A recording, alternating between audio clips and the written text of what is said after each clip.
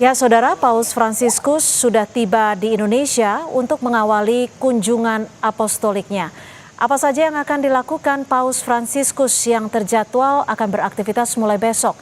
Kita tanyakan pada Duta Besar Indonesia untuk Tahta Suci Vatikan, Michael Trias Kuncahyono. Kami masih berupaya untuk menghubungi Bapak Trias, tapi sebelumnya Saudara, pagi tadi sekitar pukul 11.30 waktu Indonesia Barat, Paus Fransiskus tiba di Bandara Soekarno-Hatta dengan menggunakan maskapai penerbangan dari Italia.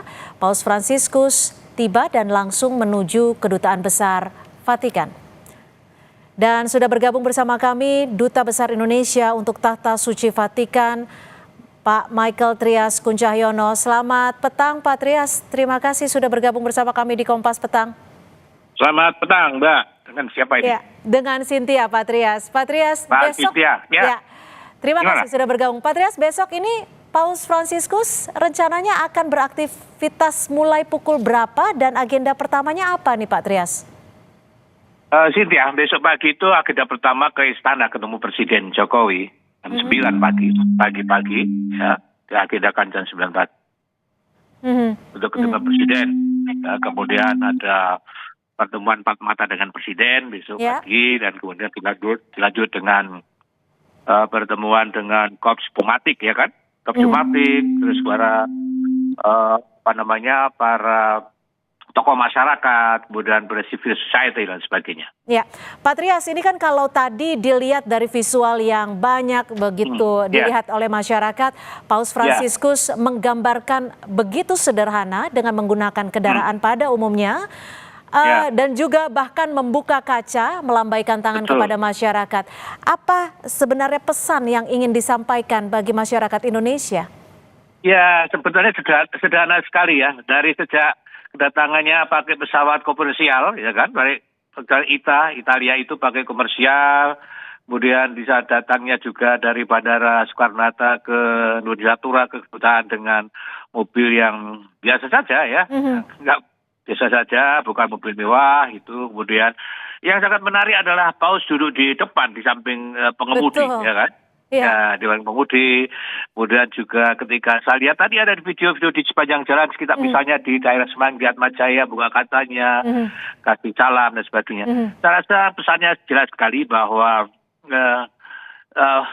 Paus menekankan kepada kesederhanaan ya, kesederhanaan, ya humble, sederhana.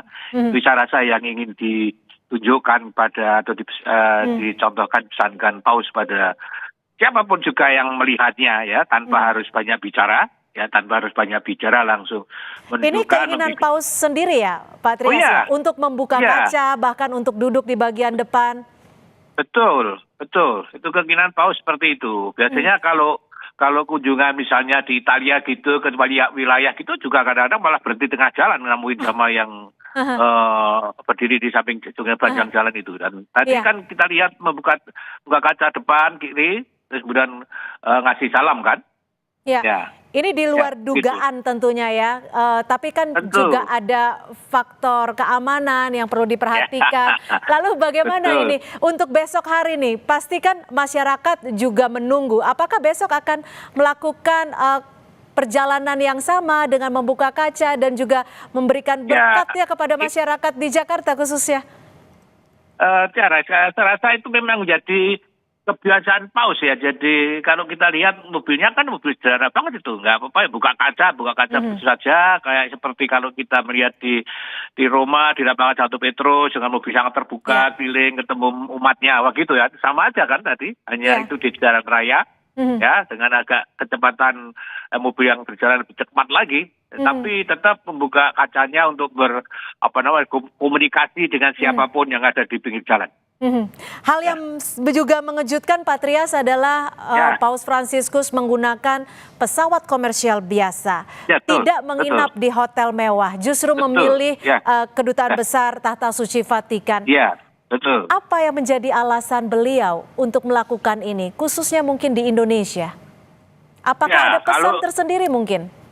Tadi yang saya sampaikan tadi ya, itu saya rasa ya pesannya memang tidak dibuat-buat sederhanaan itu ya begitu adanya ya, nggak di hotel, karena nggak di hotel tentu akan bikin repot banyak orang kan itu ya kan, orang nanti ngumpul di situ ya kan, mungkin ngelihat dan sebagainya. Tadi di Nunsiatura dutaan kan di pinggir-pinggir juga banyak banget betul wartawan begitu banyak ya. Kalau di hotel kan sangat sulit sekali untuk akan mungkin mengganggu penginap yang lain dan sebagainya, dan itu tidak mau mengganggu karena kalau kemudian Paus memilih tinggal dan bermalam di kedutaan kan lingkupnya itu saja milik ada milik kedaulatan yang tata suci Vatikan. Di situ tidak ada orang lain yang masuk sehingga tidak akan mengganggu orang lain. Iya, jadi tapi dari tim pengamanan sendiri, dari panitia penyelenggara sendiri merasa kerepotan tidak? Karena kan justru banyak sekali nih yang dipikirkan ya. Kalau tim pengamanan Vatikan sudah sangat biasa kayak gitu kan. Ya barangkali kalau di kita mula-mula pertama juga terkaget-kaget, loh gimana ini kok begini ya kan? Ya itu sangat wajar gitu. Saya rasa di setiap negara kalau Paus mengunjungi setiap negara juga melakukan hal itu, tentu tuan rumah juga akan sedikit kerepotan, tapi bisa diatasi dengan baik karena memang sesuai dengan keinginan tamu ya kan. Dengan tamu yang biasa begitu ya baik-baik saja.